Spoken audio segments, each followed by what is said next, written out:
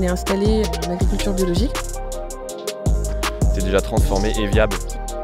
Ça c'est conservation sèche. Ça sent bon ça. Ouais.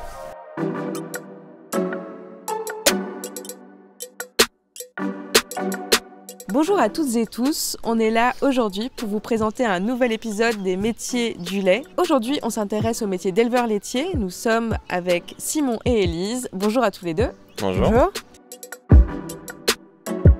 Est-ce que vous pourriez vous présenter en quelques mots, s'il vous plaît? On est installé donc en agriculture biologique à Boussou-Salmez. On produit du lait avec des cimentales françaises. Et on est installé avec ma sœur Élise sur la ferme familiale depuis septembre l'année dernière. Est-ce que la ferme était déjà en bio avant que vous reveniez? Ouais. La ferme, elle est en bio depuis 13 ans.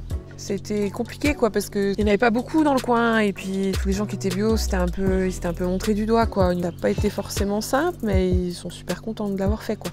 Et vous, ça vous a mis dans un mode de pensée qui tout de suite allait être adapté au fait de poursuivre avec la même philosophie? Ça fait 13 ans qu'on est baigné dans ce système-là, que ce soit au niveau de l'alimentation des vaches, au niveau de comment est-ce qu'on conduit les champs, sans traitement, sans engrais de synthèse, avec des rotations plus longues.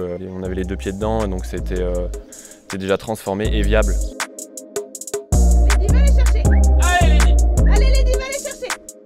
Donc vous pouvez peut-être le pousser plus loin. Aujourd'hui, les vaches, donc, elles sont nourries exclusivement à l'herbe, enfin avec l'herbe, et puis il y a des céréales qui sont produites sur la ferme. On a donc des produits fermentés sur la ferme. On utilise du plastique pour justement permettre la fermentation. Il y a 100% du plastique qui est recyclé. Ouais.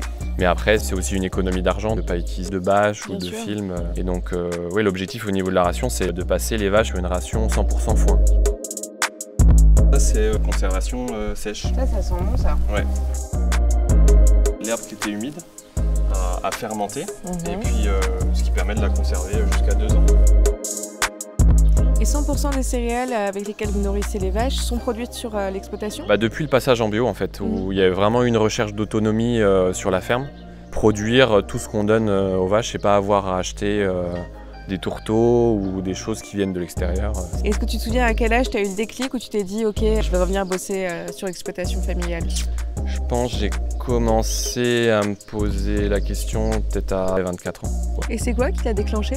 Faire que du bureau, ça me plaisait pas forcément. Avoir un patron aussi un peu tout le temps sur le dos. Et puis être autonome dans ses décisions. Il y avait un bel outil qui réunissait un peu tous les critères pour mener un beau projet. Votre père, il voit ça de quel œil? Ça fonctionnait déjà à peu près dans cette forme-là quand il était là? Il n'y a pas de gros changement de la reprise parce qu'en termes de taille, on est toujours pareil. En fait, les gens, ils auraient peut-être tendance à se dire que les exploitations, elles ont tendance à évoluer, à devenir très grosses. C'est-à-dire que nous, on est resté à la même taille en fait qu'il y a des années. Nous, on est resté sur la ferme à taille humaine, quoi. Pourquoi est-ce que c'est important pour vous d'avoir une exploitation en bio aujourd'hui? Pour moi, c'est de la logique environnementale, économique. C'est quoi ce que tu aimes le plus dans ton métier? Parce qu'un jour on est mécanicien, le lendemain on est comptable, le jour d'après on conduit les tracteurs, un jour ça va être du soin sur les petits veaux, les génisses, les vaches, ça va être de la bobologie ou ça va être quelque chose de compliqué à gérer, un vélage, ça réunit beaucoup de choses quoi. Il y a beaucoup de jeunes qui s'intéressent au métier du lait. Qu'est-ce que vous aimeriez leur dire à ceux qui aimeraient poursuivre cette voie?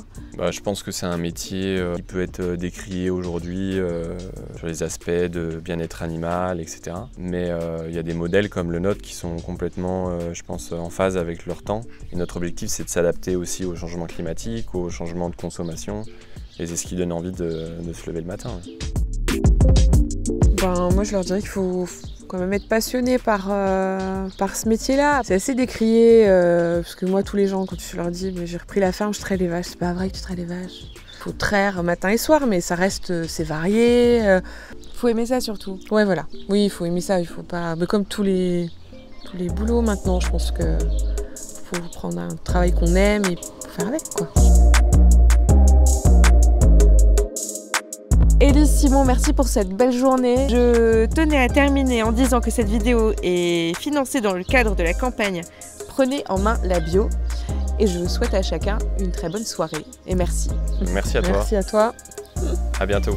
À bientôt. À bientôt.